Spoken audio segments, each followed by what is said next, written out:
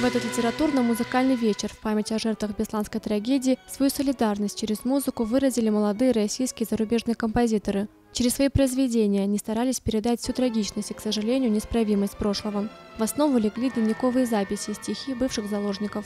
Когда мне Дзераса позвонила и предложила написать музыку к проекту, сначала не сказала, к какому, я сказал: Дзера, вряд ли получится, потому что действительно очень много работы. Я руковожу огромным театром, огромным оркестром, у нас очень много программ и разных гастролей. Вот. Но когда она мне назвала тему, и я, конечно, не смог отказаться, потому что это, понимаете, это святая, в общем, для каждого русского человека вещь. Это такое горе, общее горе, которое объединяет всех людей, всей страны, вот от края до края, да, вот от Владивостока до Владикавказа.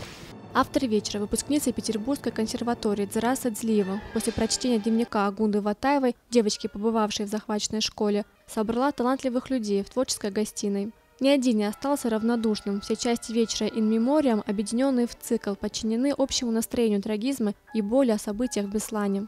Мне показалось уместно к 10-й годовщине создать новое произведение. Я вспомнила про этот дневник, мы его просто разбили на части. Я обратилась к своим друзьям по Санкт-Петербургской консерватории.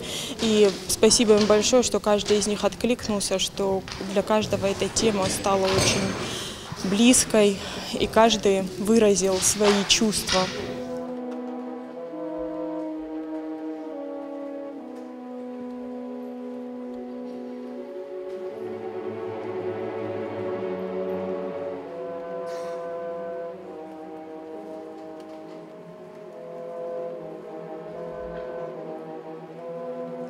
Идея литературно-музыкального цикла родилась у нашего композитора молодого Дзерасы Дзлиевой, которая обратилась к нам со своей идеей. Она нам очень понравилась. Особо ценно в ней то, что ребята, выпускники Санкт-Петербургской консерватории, живущие в разных городах нашей страны, живущие в другой стране, один из них из Тегерана, они пропустили эту боль через себя.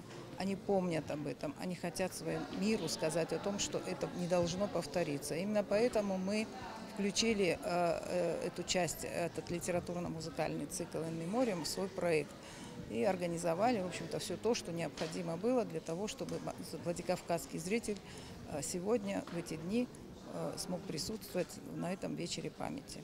По словам организатора вечера, в этот памятный день они хотели избежать официальных и привычных речей. Со сцены Государственного театра звучала только музыка и голоса детей. Жизнь продолжается, но воспоминания десятилетней давности не подвластны забвению.